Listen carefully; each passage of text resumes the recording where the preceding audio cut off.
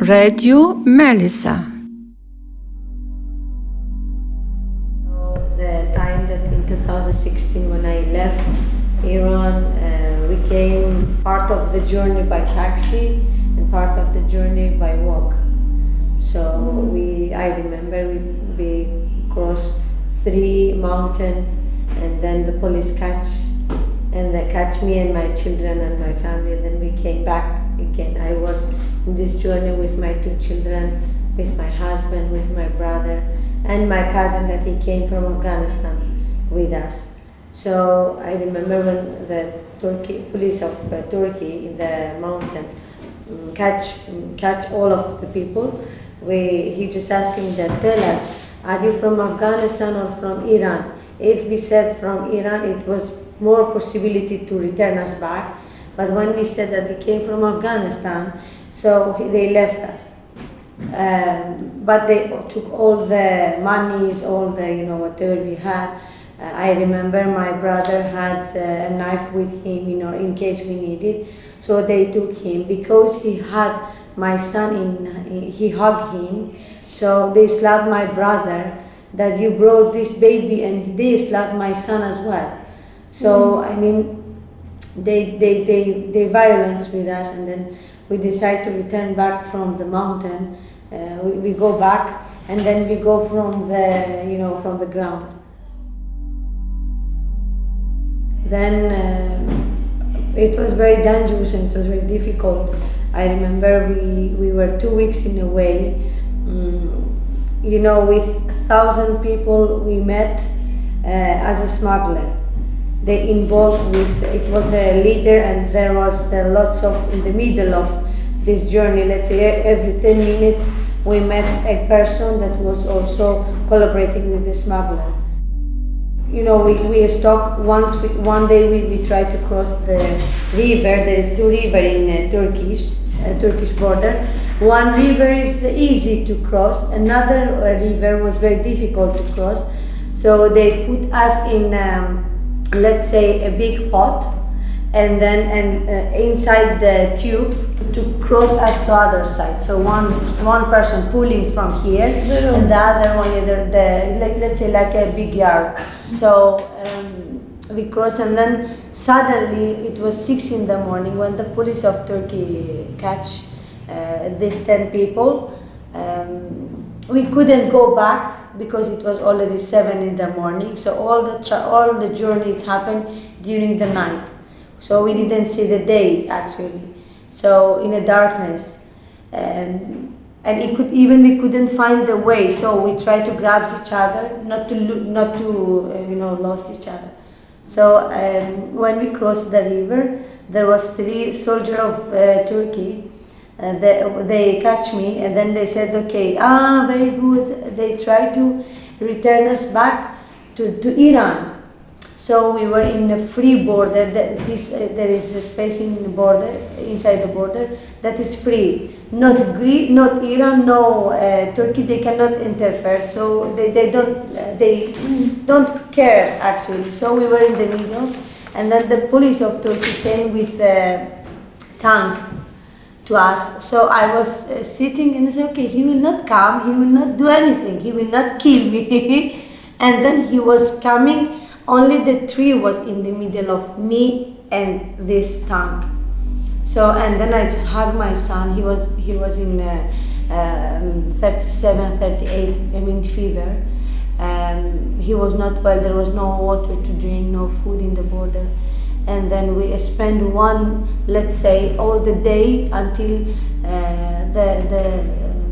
until evening to become dark, and then we could pass again. So, the smuggler left us in the middle of danger. So it was a possibility for Turkey to shoot on us, and there was another possibility for Iran to return us back to Afghanistan. So even if I wasn't there, so it was possibility for me to return me back to Afghanistan. So we changed and village to village. We went from this street to another. We went to the stable. They put animal inside. So we live. Let's say we stay there for half of the day. We didn't have enough food for 2 weeks. It's too long. This journey, it was very dangerous. I know we decided, but when we get into this let's say scenario, this story, you are not sure what's going on in the next step. You should leave yourself to the next step, and you don't know what's going on. We came to Istanbul, and then we were stayed there for 1 week. After 1 week, we came to Izmir.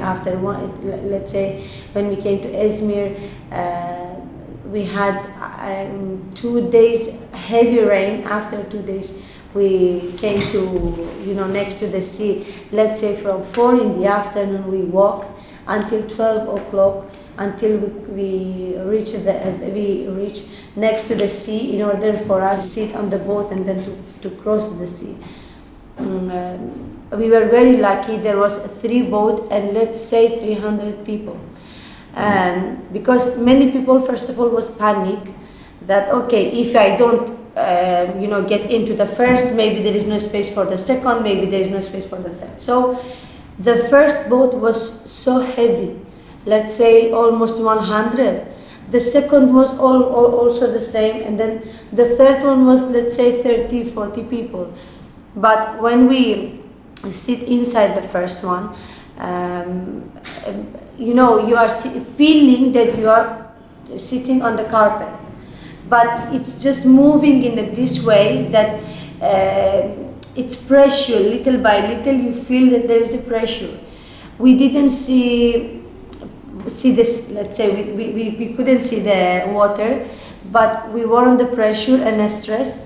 Let's say we were on the sea 2 hours, for 2 hours. When we crossed when we reached the Chios island, so I was that here all the difficulty is finished, but it wasn't. So I was crying. I remember when I supposed to cross the sea.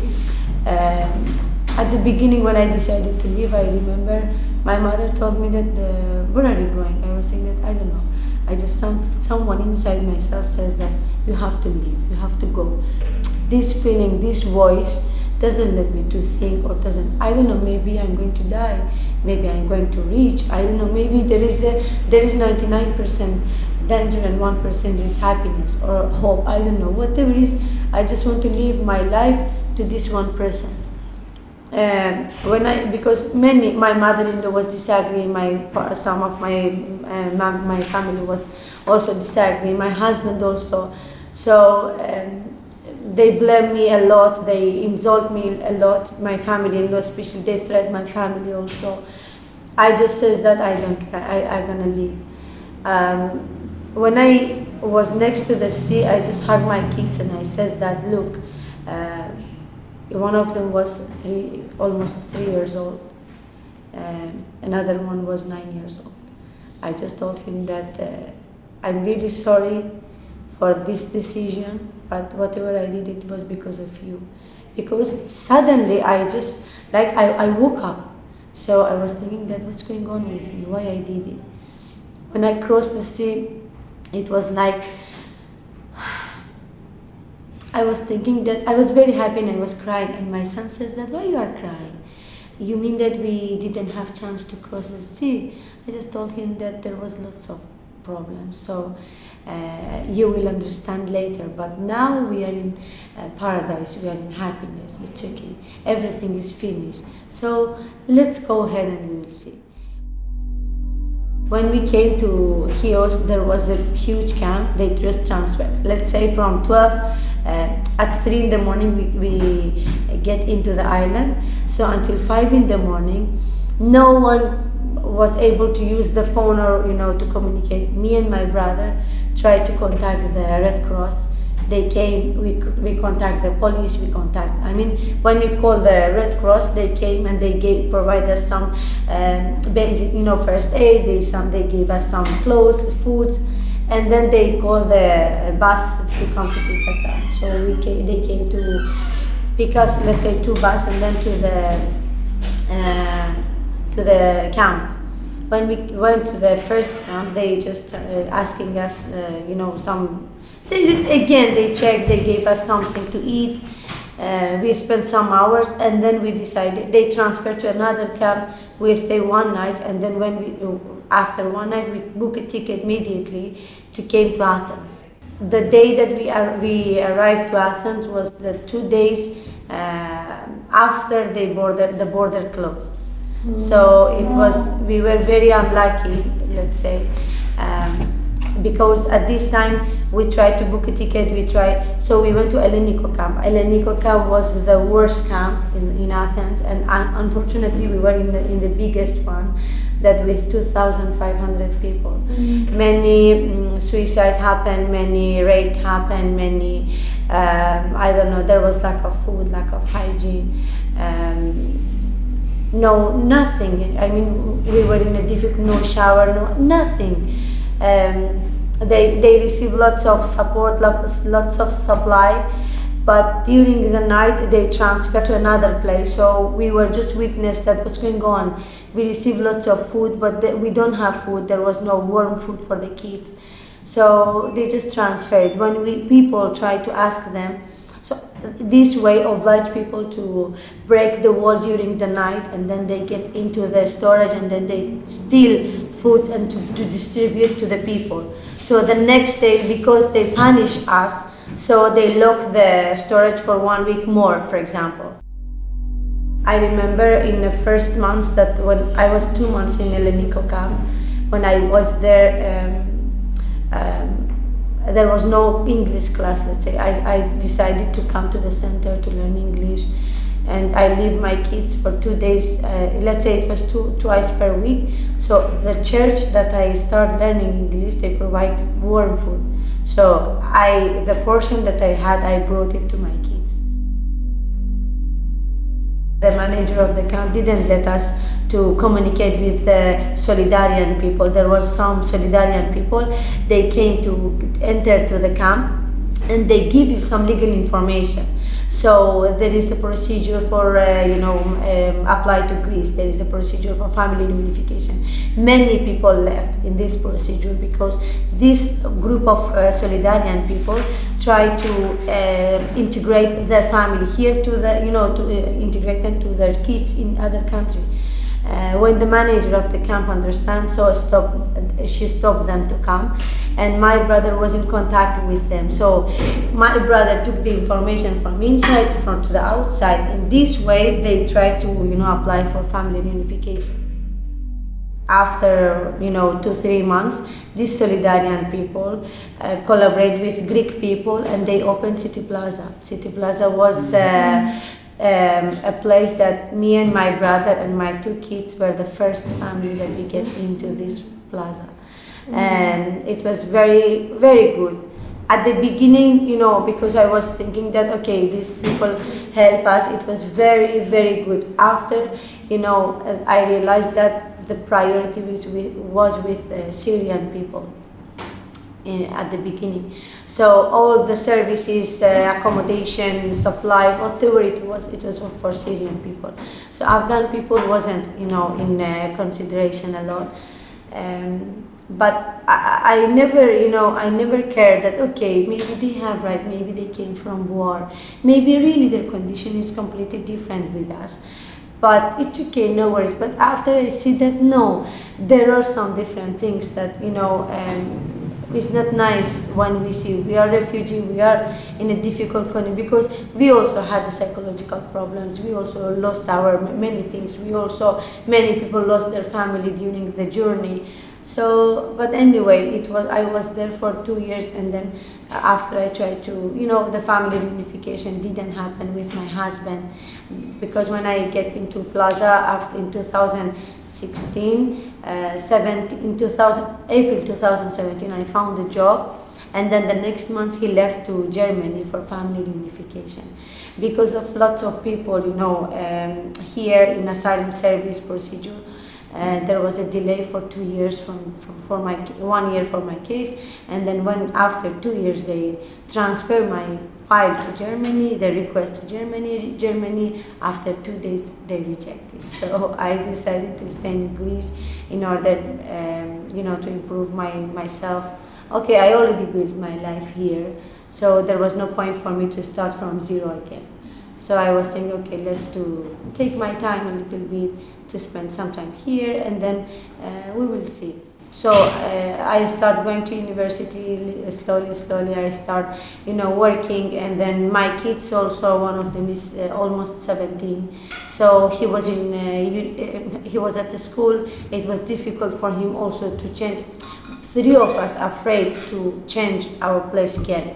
My sister in 2019, my sister came to Athens with me to join with us.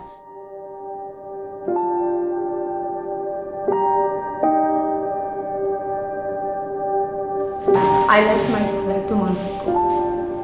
I didn't see him for 7 years because of the Greek system, because of my papers.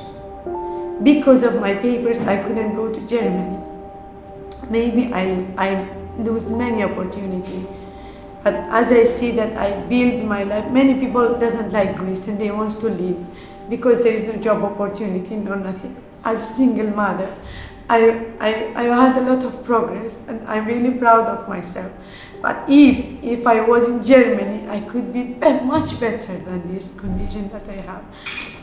And I lost my father because of Greek system, and I really blame them. I applied for my family reunification to bring my parents here. They didn't, and then when I lost my father, I had a huge fight in front of Katehaki. That this was your fault, and you knew that my father is sick because of the system, because of the law, because of many things. And many people believe that we are in paradise, we have many good things, but unfortunately we don't have, because we lost many things. I mean, losing your parent, losing your kids, drop in the water is not easy. Doesn't have living here. If I call it paradise, if I live here and I have the best life in Greece, in Germany, in America, in Canada, doesn't have value if you lose your father, if you lose your mother, if you lose your loved one. This is the journey. I really lose my motivation from now. Since I lost my father, the life is go on. The life doesn't stop, and we have to continue. But this is the journey. That is not a journey. I always wish to travel to Germany with the first flight, but the first flight was to go to Iran for the funeral ceremony. I hate to go to travel. I hate to sit on the flight again and again and again. My kids decided to travel to Iran during the summer because my son asked me that you lose your father. I don't want to lose your uncle or other one, so I would like to visit them, the old one, because he was 9 years old. The young one, so he doesn't have any, a picture from the past. So he's not, okay, let's say he's not interesting a lot, but the old one, yes, he asked me to do it, but I really want to send them alone, not with me, because, sorry. Okay, thank you very much for sharing this with us. This podcast was produced during a workshop organized by ERC Mute in collaboration with Melissa Network.